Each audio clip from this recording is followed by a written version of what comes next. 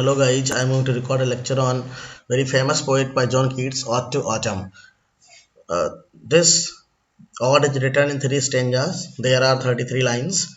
In first stanza, Keats discusses mainly with autumn and its effect on nature. The season of mist and mellow fruitfulness, close brown bosom friend of the maturing sun.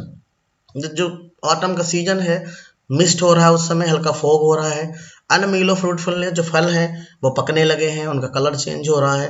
Close bosom friend of the maturing sun, जो sun है, जो sunlight है, वो दोस्त की तरह है फलों के लिए, क्योंकि धूप है उसकी वजह से फल पकने लगे हैं। ऑटम का भी सीजन इसके लिए रिस्पॉन्सिबल है। Conspiring with him how to load and bless, और ऐसे जो सनलाइट है, जो ऑटम है, वो फलों के लिए कंस्पायरिंग कर रही है, मतलब कि कैसे जो है उन्हें पकना है और कैसे वो पकेंगे।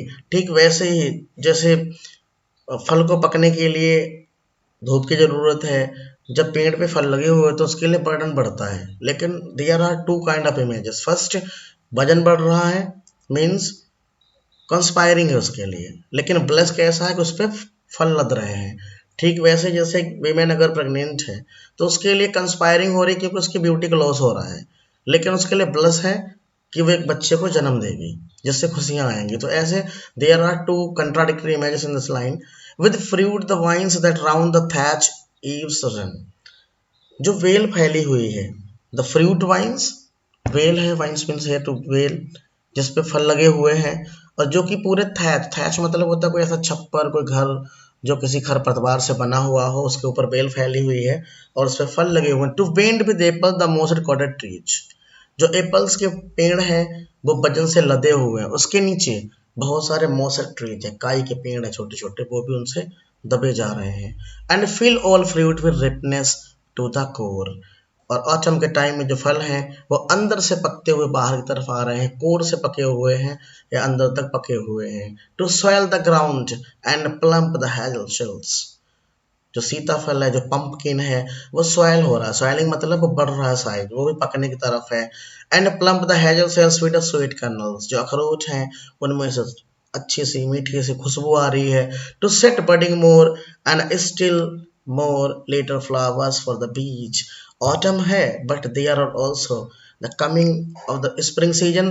That's why there are many flowers are going to blossom for the beach. The beach will suck the juice from the flowers and later they will make the honey for us until they think warm days will never cease, क्योंकि spring के बाद गर्मी आएगी जो कि आनी ही है, जो रुक नहीं सकती, सीज नहीं हो सकती है।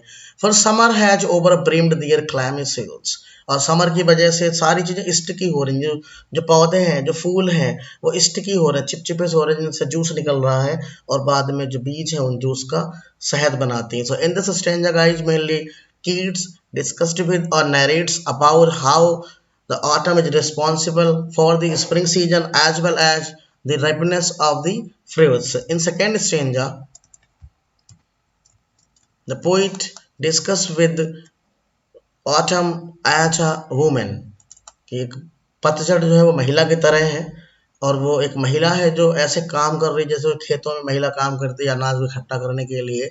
Who hath not seen thee amid thy store, कि जो पतझड़ है कि किसने तुम्हें नहीं देखा उस स्टोर में काम करते हुए। स्टोर मीन जब अनाज कट रहा है, जब फसल कट रही है, तो वो बीचों बीच में बैठी हुई है उस अनाज को इकट्ठा करने के लिए, उस स्टोर को इकट्ठा करने के लिए।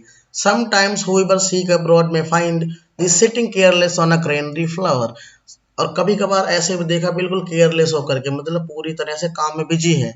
सिटिंग केयरलेस, काम में बिजी है बिना किसी टेंशन के। ग्रेनरी फ्लोर, जहाँ पे अनाज सारा इकट्ठा हुआ है।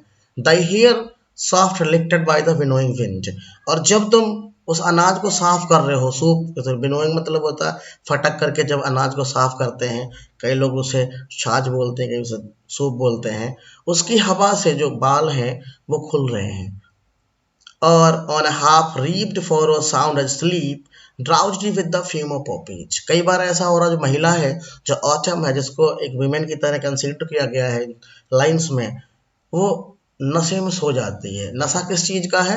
Drowse with the fume of poppies, जो अफीम के पौधे हैं उनसे जब हवा टकरा करके आती है तो उसके जो हवा है वो थोड़ी नशीली हो जाती है, ड्राउजीनेस फील होती है, जिससे उसे नींद आती है। while thy hook spare the next swath all its twined flowers. इसके अलावा पॉपीज से जब वो फूलों को काटती है, अलग करती है, तो उससे भी ड्रॉजीनेस फील होती है। Some time like a gleaner thou dost keep, और कभी कभार जो पतझड़ है जो महिला की तरह है वो ऐसे ही जैसे कि कोई अनाज को इकट्ठा करने वाली महिला है या अनाज को ढोने वाली कोई महिला है। जैसे steady thy laden head across a brook, जब कोई महिला अपने सिर पर वजन रख के जा रही है। स्टेडी दाई लैडन, लैडन मतलब वजन है, हैडन अपने सिर पे रखा हुआ, एक्रॉस ब्रूक जो ऐसे है जैसे कि सिर पे कोई श्रृंगार करने के लिए महिला कोई ब्रूक लगाती है, ठीक वैसे ही उसने अनाज की गठरी या वजन रखा है, वो ब्रूक की तरह है। और बाय ए साइडर प्रेस, जो लास्ट इमेज है इसमें एक महिला की, जो ऑटम है वो एक फीमेल की तरह है, और जो इमेज है कि वो महिला बैठी हुई है, उसके पास साइडर प्रेस है। Cider press here is a machine for juice, जो सेब से जूस निकालने के लिए विद पैशन लुक। पैशन मतलब जैसे कोई बीमार बैठा है, जूस निकाल रहा है सेब से। Thou watches the last oozing hours by hours, और ऐसे बैठे हो जैसे कि एक एक बूंद सेब से जूस के निकल रही है, और वो महिला उसको प्रेस कर रही है मशीन को। This was the second stanza in which Autumn considered as a female or as a woman who is mainly performing the duties of a granary, यानी कि अनाज को इकट्ठा करने वाली महिला, पॉपीज को काटने वाली महिला, या फिर जूस निकालने वाली महिला। In third stanza, poet contrasted the spring season with autumn. The first line, where are the songs of spring, मतलब कि यहाँ पतझड़ तो है बट स्प्रिंग कहाँ है। ठीक वैसे जैसे अगर हम कहें कि दुख है तो अच्छाइयाँ कहाँ हैं। अच्छाइयों की तो एक अपनी है, सुख की एक अपनी पहचान होनी चाहिए, पर उनकी तो नहीं है क्योंकि दुख की पहचान अपनी है। Where are the song of spring, कहाँ है स्प्रिंग के गीत। ए वेयर आर दी, कहाँ है, वो स्प्रिंग से पूछता है कि कहाँ हो तुम, या तुम्हारे गीत कहाँ हैं। Think not of them, thou has thy music too. फिर ऑटम से कहता है कि तुम स्प्रिंग सीजन के बारे में मत सोचो क्योंकि तुम्हारी अपनी एक म्यूजिक है। ऑटम की भी एक अपनी पहचान है, अपना आनंद है और अपनी म्यूजिक है।